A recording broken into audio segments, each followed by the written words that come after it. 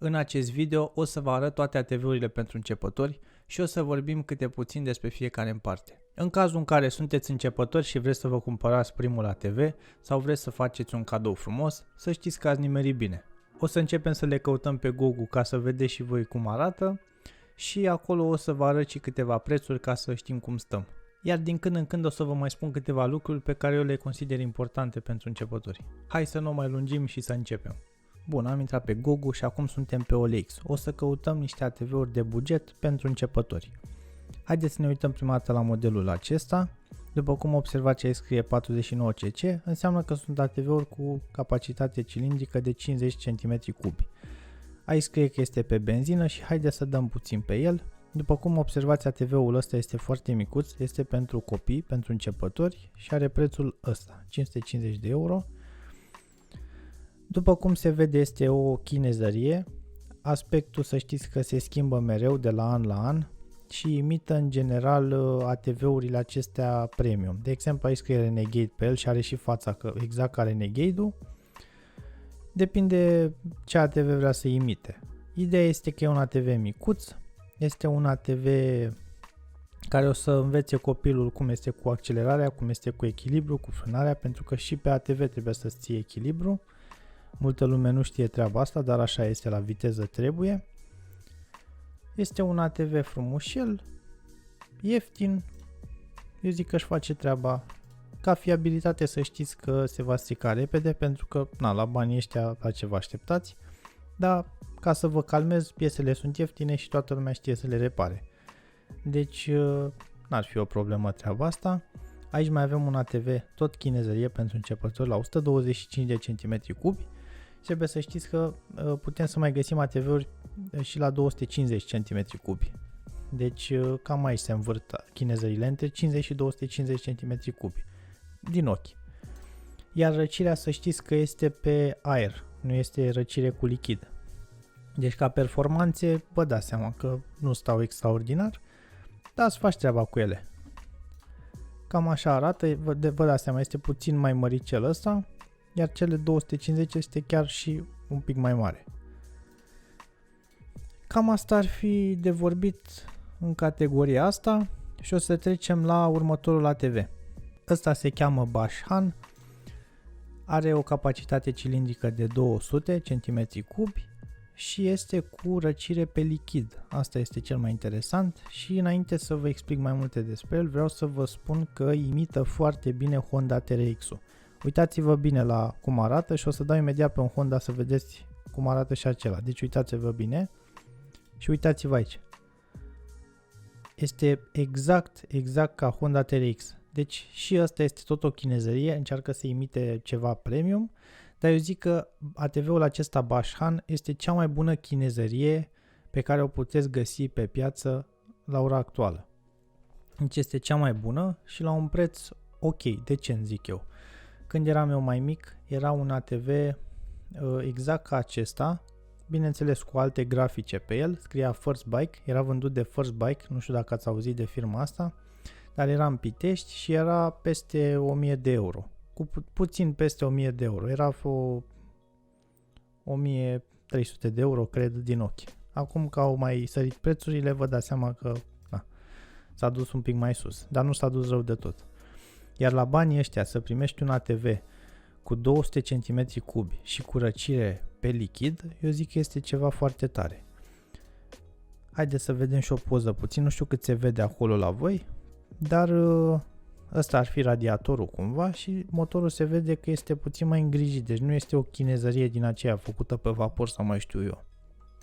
E mai ok.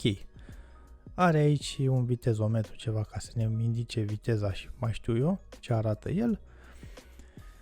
Mi se pare un ATV în regulă, îi spun aici motor în 4 timp tip Yamaha. Nu prea știe vânzătorul care-i treaba cu Yamaha-ul, seamănă mai mult cu TRX-ul, dar acum treaba lui. Și acum haideți să trecem la următoarele. Bun, acum vreau să vorbim puțin și despre Linhai-uri. Toată lumea spune că sunt stricăcioase, dar vă spun eu din experiență, pentru începători sunt extraordinar de bune. Linhai este o firmă care face ATV-uri de multă vreme, deci nu face ATV-uri de ieri și nu sunt făcute în niciun caz pe vapor. Deci sunt chinezării, dar nu acele chinezării care se strică imediat. Sunt niște chinezării mai spălate, mai ok. Iar pentru începători sunt extraordinare. Ca preț, Linhai-ul acesta de 300, observați că pleacă de la 3700 de euro fără TVA. Mi se pare un preț ok pentru ce oferă și haideți să vedem și ce are. Aici mă interesează, deci are 4 timpi, SOHC, 21 de cai putere. Foarte tare. Este un ATV foarte bun, o putere foarte bună, puteți să puneți și un troliu aici în față, are mai multe accesorii, puteți să vă mai dați și cu altcineva în spate, bineînțeles mai înghesuit, dar o să intre, și are și un cârlic ceva în spate pentru remorcare, deci puteți să cărați un motocultor sau altceva ce vreți să cărați cu el. Mi se pare extraordinar de bun. Celelalte Linhai-uri mi se par și astea foarte bune, dar pentru începători recomand motorul ăsta de 300. Dacă vreți strict plimbări prin natură și nu vreți să vă dați tare sau mai știu eu. Cam asta a fost cu Linhai-ul, hai să trecem la următoarele. Acum haideți să vorbim și despre CF Moto. La CF Moto avem aceste C-Force-uri, pentru că C-Force înseamnă ATV la CF Moto, și o să vă prezint două modele. Consider eu că sunt foarte bune pentru începători. Primul este 450S, pentru că are un preț mic, este 4200 de euro, un preț bun pentru ce oferă. Nu vreau să mai vorbesc multe despre el, pentru că este primul de la CF Moto și are un preț accesibil. Și eu cred că le bate pe restul numai cu asta. Dar acum haideți să vorbim puțin despre C-Force 450L. Ăsta este cel mai popular ATV de la CF Moto, cel mai bine vândut și vă spun și de ce. Are piese foarte ieftine, sunt foarte multe, toată lumea știe să le repare și oferă performanță ok la un preț redus. Deci costă 5200 de euro, e performant, fiabilitatea este ok, surprinzător ok și te poate scoate din situații nu extraordinar de dificile, dar e un ATV care promite multe. Iar asta este foarte ok, îl întâlnim des la munte, am mai spus eu, când închiriați ATV-uri la munte să știți că majoritatea sunt modelul ăsta 450L. Un model foarte bun de la CF Moto. Foarte reușit și cam atât am avut de spus la CF Moto. Haideți să mergem mai departe. Haideți să intrăm acum în curte la Kawasaki.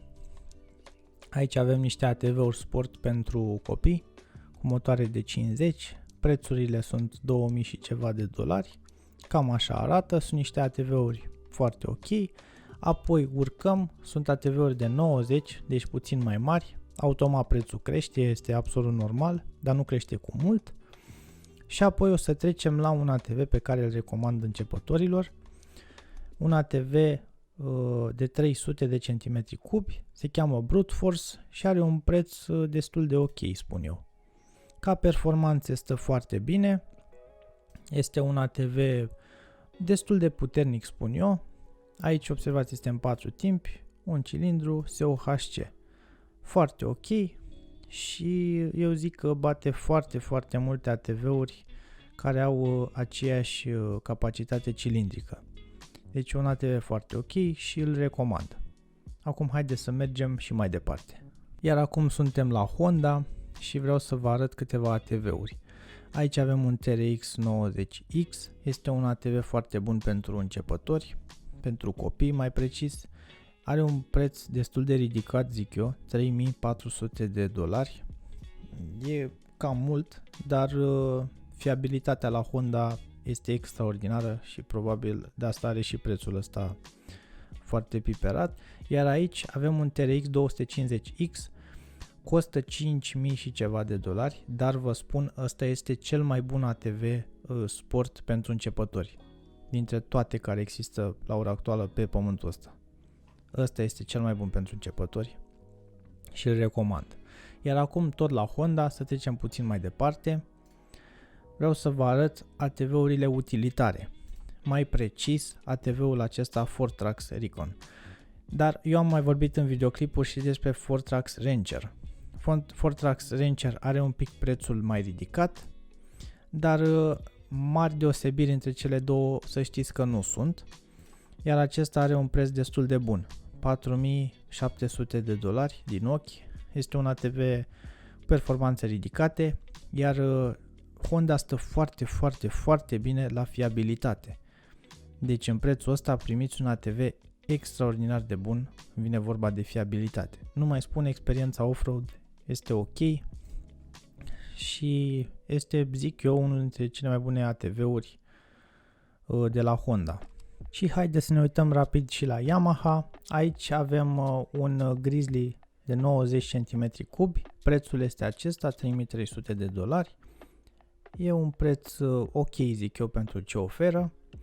Cam așa arată, puteți să-l învârtiți la 360 de grade aici pe site-ul lor ca să vă uitați mai bine să vedeți ce are. Este cu răcire pe aer, nu este ceva extraordinar, dar pentru un începător, pentru un copil, este foarte șmecher. Și acum tot de la Yamaha aș vrea să vă mai arăt încă unul. Kodiak 450 are un preț destul de ridicat, spun eu, $6.900. Mi se pare un preț cam mare pentru ce oferă, dar dacă vă place Yamaha, să știți că ăsta este un ATV care arată foarte bine, zic eu, și oferă performanțe destul de ok. E un ATV bun și este perfect pentru începători, mai ales pentru adulți începători. Cam asta a fost și ne auzim data viitoare.